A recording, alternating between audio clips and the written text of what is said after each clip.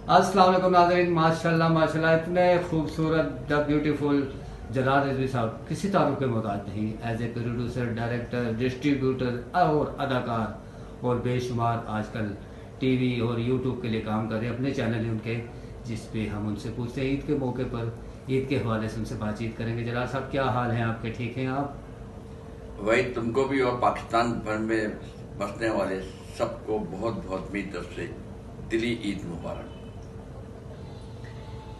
आज ईद का दिन है और पाकिस्तान की कई फिल्में जो सिनेमा पे आज रिलीज हुई हैं, लाहौर से लंबी जुदाई इश्क लाहौर है, कराची से कुल्फी है और इस्लामाबाद से कबीर है। और इसके अलावा हम टीवी ने एक जो पाकिस्तानी है जो बाहर रहते हैं दोनों फिल्म बनाई है, मार्शल आर्ट, वो लग रही है। इसके अलावा हम टीवी ने सिखों की पंजाबी 2 फिल्में वो लगा रहे हैं। आईजीएम से जो 2 फिल्में अपनी पुरानी पंजाबी लगा रहा है और साथ साथ वो इश्क लाहौर भी लगा रहा है जो ज्यादती वो लोग कर रहे हैं। और एक लेजेंड ऑफ मौला जट वो भी दोबारा लगाई जा रही। समझ में नहीं आ रहा कि ये पुरानी फिल्में आप क्यों लगा रहे हैं।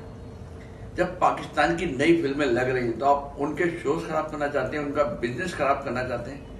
ये पता नहीं ये जो लगाने वाले हैं या किसी इंडिया लॉबी से इनका ताल्लुक है जो पाकिस्तानी इंडस्ट्री को नुकसान पहुंचाने के लिए फिल्में लगाई गई हैं। बहरहाल ये बहुत बुरा है, बहुत ज्यादती है पाकिस्तान फिल्म इंडस्ट्री के साथ। ये बात पाकिस्तान के डिस्ट्रीब्यूटर का, ये पाकिस्तान के सिनेमा ऑनर को सोचना चाहिए कि पाकिस्तान में जो फिल्में बन रही हैं और ईद पे जब लग रही हैं तो उन फिल्मों को मौका मिलना चाहिए कि वो बिजनेस करें। जब वो बिजनेस करेंगे तो बाद में फिल्में बनाएंगे ना वो लोग। जब आप उनको फ्लॉप करा देंगे, नुकसान पहुंचा देंगे, तो वो उनमें हिम्मत ही नहीं होगी वो फिल्म दोबारा क्यों बनाएंगे। तो ये डिस्ट्रीब्यूटर का नुकसान डिस्ट्रीब्यूटर का है। सबसे वन मैं कहूँगा टॉप सबसे नंबर 1 है उनका, तो जिक्र मैं क्या करूँ। उनका फैन क्लब है, पंजाब में तो उनको देखने आएंगे, मगर कराची में वो फिल्म लगती है ईद को तो उनके भी, क्योंकि पंजाब के लोग वहाँ भी बहुत हैं और पंजाबी के अलावा पठान, महाजिर सब वहाँ लाइक करते हैं फिल्मों को, सहमा जी को सब लाइक करते हैं। तो अगर कराची में ये फिल्म लगती तो बहुत अच्छा रहता, फायदा होता। और जाहिर बात है जब इतने बड़े आर्टिस्ट डाले गए तो उनको इस फिल्म को वहाँ लगना चाहिए थी। किसका कसूर है ये मैं समझता हूँ जो भी डिस्ट्रीब्यूटर है, मुझे तो नहीं पता कौन फिल्म नहीं लगा रहे हैं, उनकी गलती है कि वो वहाँ फैनमा पे वो बुक नहीं कर सके, सिनेमा ले नहीं सके, शो ले नहीं सके, उन्होंने ज्यादती की है। जिसने भी लगाई है डिस्ट्रीब्यूटर ने, उस फिल्म ने इश्क लाहौर के साथ ज्यादती की। इश्क लाहौर, इसका म्यूजिक बहुत अच्छा आता है, एक्शन बहुत अच्छा है, कास्ट बहुत अच्छी है। तो ये जो हुआ है ये ज्यादती की गई है और ये बहुत गलत हुआ है। 2 साल पहले भी जब लाहौर कलंदर बंटू साहब की, अल्तमज भट्ट साहब की फिल्म और शहजाद साहब की थी, उस वक्त ही गलतियाँ हुई थी और उस वक्त भी यही हुआ। कराची और पंजाब के बहुत से जगहों से सिनेमा फिल्म ये मिस हुई थी, तो उससे सबक सीखना चाहिए था इन लोगों को। और इस साल आपकी सिलेक्शन अच्छी होनी चाहिए थी। आपको डिस्ट्रीब्यूटर वो सेलेक्ट करना चाहिए था जो आपको पूरे मुल्क में शो देता और पूरे मुल्क में सिनेमा की सही बुकिंग कराता, जिससे पूरे पाकिस्तान में फिल्म लगती, जिसका रिस्पॉन्स अच्छा आता। क्योंकि फिल्म बहुत अच्छी है, म्यूजिक बहुत अच्छा है और इसमें सहमा जी और अल्तमज भट्ट साहब ने जो गानों में ड्रेसिंग की वो बहुत अच्छी है। बहरहाल ओवरऑल फिल्म बड़ी है और आप देख लेंगे कि पंजाब में सबसे ज्यादा बिजनेस भी मेरा ख्याल है इसके लाहौर ही। जलाल साहब, हम पाकिस्तान से बाहर निकलने का क्यों नहीं, हम सिर्फ पाकिस्तान का सोचें। पाकिस्तान के बाहर जो मार्केट हमारी, जैसे कि लेजेंड ऑफ मौला जट ने पूरी दुनिया में धूम मचाई, तो आप लेजेंड ऑफ मौला जट ने पूरी दुनिया से कमाई। अभी भी इस ईद को पाकिस्तान के अलावा यूके के भी वो 15-20 सिनेमा में लग रही है लेजेंड ऑफ मौला जट। बात यह कि आप उस स्टैंडर्ड की फिल्म बनाएंगे तो आप पाकिस्तान से बाहर जाएंगे। हमें कम से कम लेजेंड ऑफ मौला जट के स्टाइल की टक्कर की फिल्में 4-6 इकट्ठी बनानी पड़ेंगी, जो हर 2-3 महीने के बाद एक फिल्म लगे, हर 2-3 महीने के बाद एक, साथ साथ दूसरी छोटे बजट की भी लगती है। मगर फिल्में हमें बड़ी चाहिए हैं जो पूरी दुनिया में हम एक धूम मचा सकें। तो उसके लिए लाइम अमल बनानी पड़ती है, पॉलिसी बनानी पड़ती है। मगर यहाँ तो हर आदमी बंदर बाट वाला चक्कर चल रहा है। यहाँ हर आदमी अपनी मस्जिद में अपनी मस्जिद में ईंट लगा रहा है। यहाँ एक दूसरे के साथ ना डिस्कस होती है, ना एक लाइम अमल तैयार होता है। ओहदों पे लड़ाई होती है, ओहदे बट रहे हैं, कभी कोई बन जाता है, कभी कोई बन जाता है। मकसद है फिल्म है नहीं, प्रोड्यूसर है नहीं, एक्टर है नहीं, राइटर है नहीं, मगर एसोसिएशन है, चेयरमैन भी हैं, वाइस चेयरमैन भी हैं, जनरल सेक्रेटरी भी हैं, सदर भी हैं, और जो काम करने वाले हैं वो है नहीं। जरा साहब, ईद का दिन है, गिले शिकवे होते रहेंगे। ये बताइए आजकल क्या क्या हो रहा है? काफी चीजें आपकी आ रही हैं, शो भी मैं देख रहा हूँ आजकल आप छाए हुए हैं। आप ईद के दिन देखिएगा इंशाअल्लाह अल्लाह, मैं लोग बड़े बड़े चैनल पर, बड़े बड़े सिनेमा में जो काम करने जा रहे हैं, मैंने अपने यूट्यूब चैनल पे वो सारे काम कर दिए हैं। यूट्यूब चैनल पे मेरे सिनेमा घर ऑनलाइन पे आप पहले दिन एक मैंने ड्रामा बनाया है ईद के हिसाब से, उसमें मेहंदी चार रात का जिक्र भी आएगा ईद का भी, उसका नाम है हिना की खुशबू। और उसी दिन मेरी फिल्म जो ईद उल जुहा में लगाने जा रहा हूँ, जोशीले, उसका ट्रेलर लॉन्च हो रहा है। दूसरा मेरा है जेरी टीवी, उसके अंदर आप देखिएगा पहले दिन मेरा कॉफ़ी विद जेरी के नाम से प्रोग्राम शुरू हुआ, जिसमें मुमताज़ बेगम हैं फर्स्ट टाइम मेरी गेस्ट। आप उनको देखिएगा। फिर उसके अंदर मैंने पाकिस्तान फिल्म इंडस्ट्री में जो फिल्में लग रही हैं उसके ऊपर एक प्रोग्राम किया, जिसमें सारी फिल्मों का ट्रेलर है, वो चलेगा। तीसरे दिन मैंने किंग ऑफ सॉन्ग्स कहते हैं वहीद मुराद साहब को पाकिस्तान में, मगर मैंने कहा है कि दो हीरोइनें हैं जिनको क्वींस ऑफ सॉन्ग्स कहा जाते हैं, एक मुमताज़ बेगम है और एक रानी बेगम। तो इन तीनों में मैंने एक आधे घंटे का प्रोग्राम किया, जिसमें पाकिस्तान उनके ऊपर बड़े बड़े अच्छे पिक्चर्स के वो गाने आपको नजर आएंगे। वो एक प्रोग्राम है बहुत अच्छा, वो भी आप लोगों को लाइक करेंगे और आप लोग ईद को मजे लेंगे मेरे इन प्रोग्रामों। ऐसे ही तीसरा चैनल है मेरा सुर टीवी, ये म्यूजिकल टीवी है, इसमें म्यूजिकल सारे काम होते हैं, गाने होते हैं। पहले दिन अलमदार बुखारी साहब मेरे दोस्त हैं, उनकी गज़ल वो एक आएगी। सेकंड डे फिर हमने एक म्यूजिकल प्रोग्राम शुरू किया है, सुर से प्यार, उसको होस्ट कर रही हैं रायना खान और मौसीकार हैं जहीर साहब। वो बहुत अच्छा प्रोग्राम है, वो देखेगा, जिससे नए बच्चे जो लड़के लड़कियां सिंगर बनना चाहते हैं उनको वो फ़ायदा करेगा प्रोग्राम। और तीसरे दिन मेरा एडिटर है सोना एहसान अली, प्यार में उसको सोना कहता हूँ, उसका एक सॉन्ग और वीडियो सॉन्ग वो डलेगा। तो इस तरह से तीनों चैनल में मेरे चीज़ें डलेंगी, तो आप लोग इंजॉय करेंगे। तो याद करिएगा, एक तो सब्सक्राइब करना ना भूलिएगा, सब्सक्राइब भी करें, जिन्होंने नहीं किया वो सब्सक्राइब करें, और जिन्होंने कर लिया उनका थैंक यू। इसके अलावा कमेंट्स भी करें और लाइक भी करें, बड़ी मेहरबानी, लव यू। तो जरार साहब माशाल्लाह, आप ये हमें बताएं ईद के हवाले से कि ईद का दिन है, मीठी ईद है, इतनी प्यारी ईद, मीठी ईद पे क्या मैसेज होना चाहिए? क्या पसंद करते हैं खाने में सुबह सुबह उठ के?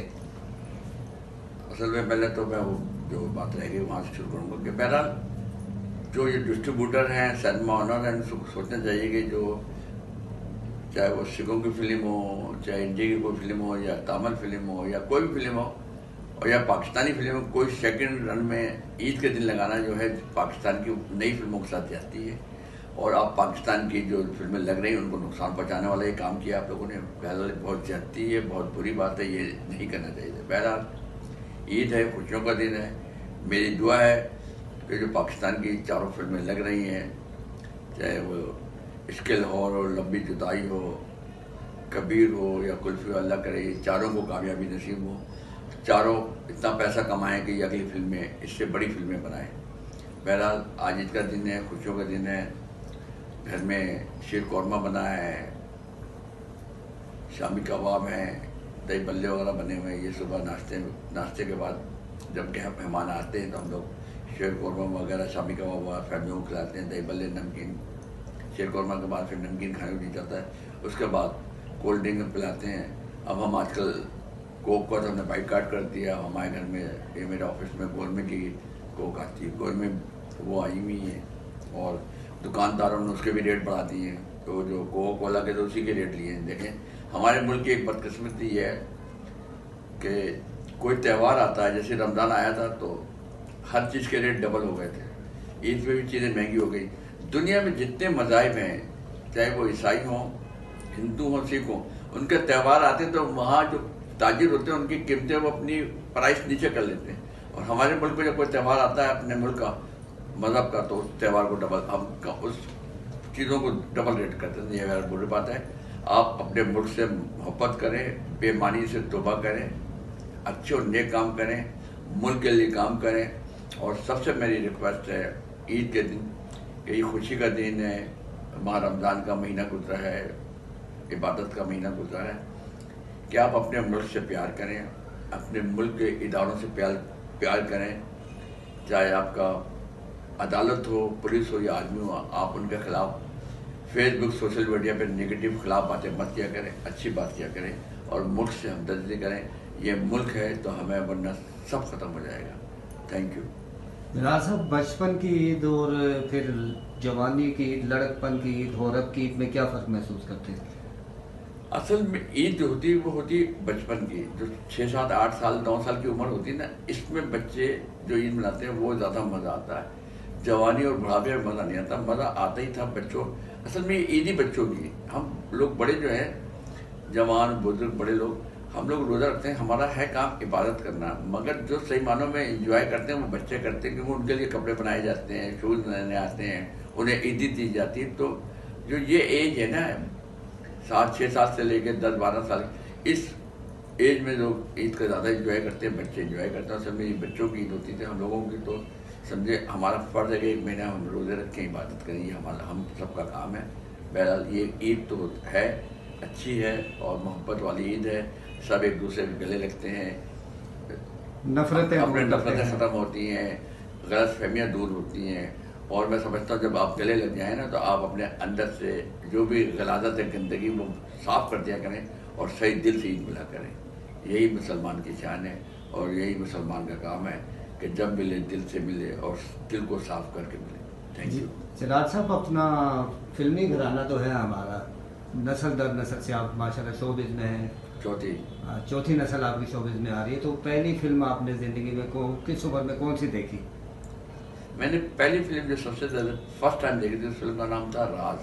हुमायूं मिर्ज़ा साहब की फिल्म थी राज। जब मैं कराची रहता था और मेरे फादर ने सेकंड मैरिज उन दोनों की भी थी, तो वो घर आते नहीं थे महीनों, तो मैं उनसे पैसे लेने के लिए सदर जाता था। तो रीगल सिनेमा के सामने एक होटल था, तो मैं, मेरे फादर वगैरह और 12 बजे के प्रोड्यूसर उस्मान अफगानी साहब वहाँ बैठते थे, तो उनसे मिलने। तो जब मैं उनके इंतज़ार में वहाँ होटल में बाहर खड़ा होता था, तो वहाँ देखता था रीगल सिनेमा पे वो दिलजीत मिर्ज़ा साहब ने वो पहना हुआ है, हेड सा पहना हुआ और किताबें लटकी हुई हैं, बड़ा अजीब सा। और वो आगा ताली साहब ने अपने कमर पे वो बक्सा सा लादा हुआ यूँ थे, और मुसरत नज़ीर साहब के ये बाल कटे हुए, उसमें बाल उनके कटे हुए, बड़ा कल और राज को फिल्म में ये बड़ा तजुर्बा। फिर मैंने पहली फिल्म राज देखी। तो जरा साहब, ये जो हमारे पुराने सीनियर अदाकार थे, जितने भी लेजेंड अदाकार जिनको हम कहते हैं, उनकी कमी हमें अशद ज़रूर महसूस हो रही है, क्योंकि हमारी इंडस्ट्री में इस वक्त कोई उनके मुकाबले या उन जैसा कोई अदाकार आया ही नहीं, ना हमने बनाने की कोशिश की।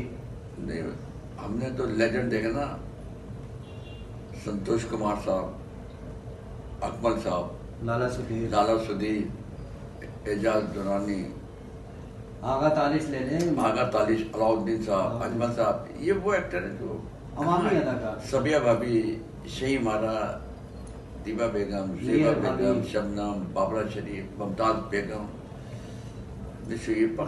बड़े बड़े आर्टिस्ट थे जो अब हैं ये लोग, जैसे शाहिद साहब हैं, नदीम साहब हैं, गुलामुद्दीन साहब हैं, मुमताज़ बेगम, नुशु बेगम, दुदान रहमान, जावेद। इनके रोल इतने अच्छा फिल्म लिखे। आप अगर कोई नया पेयर डाल रहे हैं फिल्म में, तो अपने गिर्द इन जैसे एक्टरों को 4-5 को आप रखेंगे तो फिल्म की थोड़ी सी वैल्यू बढ़ेगी। वरना फिर आप नया लड़का लड़की ना लें, फिर वो नए लड़के की जगह आप फिर पुराने अच्छे हीरो हीरोइन लें, और फिर चाहे आप साइड के कैरेक्टर नए डाल लें। मगर जब हीरो हीरोइन नए लें तो इर्द गिर्द आपके बड़े एक्टर होने चाहिए 4 बार। जैसे अभी शाहिद राना साहब की और अल्तमज भट्ट साहब की फिल्म है इश्किल, और उन्होंने बड़ी अक्लमंदी की, उसमें जावेद शेख साहब को डाला है, शबनम अब्बासी को डाला है और कैसरपिया को डाला है। देखिए सहमा जी की अपनी बड़ी लाइकिंग, नो डाउट।